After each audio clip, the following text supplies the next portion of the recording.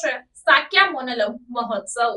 સાક્યમુનિ બુદ્ધના જન્મસ્થળ અને 1997થી યુનેસ્કો વિશ્વ ધરોહર સ્થળ લુંબિનીમાં હાલમાં વાર્ષિક સાક્યામોનલમ મહોત્સવ યોજાઈ રહ્યો છે। આ 10 દિવસના કાર્યક્રમમાં વિવિધ દેશોના હજારો ભિક્ષુઓ એકત્ર થયા છે, જે વિશ્વ શાંતિ માટે પ્રાર્થના કરવા માટે આવ્યા છે।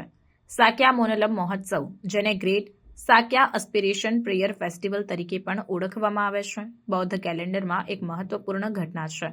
આ સમયગાળા દરમિયાન ભિક્ષુઓ અને ભક્તો પ્રાર્થનાઓ, પાઠ કરે છે અને વિશ્વભરમાં શાંતિ, કરુણા અને સુમેળને પ્રોત્સાહન આપવા માટે વિધિઓ કરે છે। મહોત્સવમાં શિક્ષણ, ધ્યાન સત્રો અને પ્રાર્થના સમારોહોની શ્રેણીનો સમાવેશ થાય છે, જે આધ્યાત્મિક એકતા અને સામૂહિક આશાવાદનું વાતાવરણ સર્જે છે।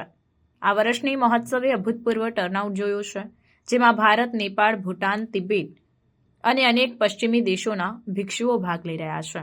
આ કાર્યક્રમ માત્ર ધાર્મિક સમારોહ જ નહીં, પરંતુ સાંસ્કૃતિક વિનિમય પણ છે, જ્યાં ભાગ લેનારાઓ તેમની પરંપરાઓ અને પ્રથાઓ શેર કરે છે, સામૂહિક અનુભવને સમૃદ્ધ બનાવે છે। આ જ ભાવનામાં કાગ્યુમોનલમ મહોત્સવ 15 ડિસેમ્બરથી બોધગયા, ભારતમાં શરૂ થવાનો છે। આંતરરાષ્ટ્રીય પ્રાર્થના મહોત્સવ, જે વાર્ષિક યોજાય છે, તે પણ વિશ્વ શાંતિ અને તમામ સંવેદનશીલ પ્રાણીઓની કલ્યાણ પર કેન્દ્રિત છે।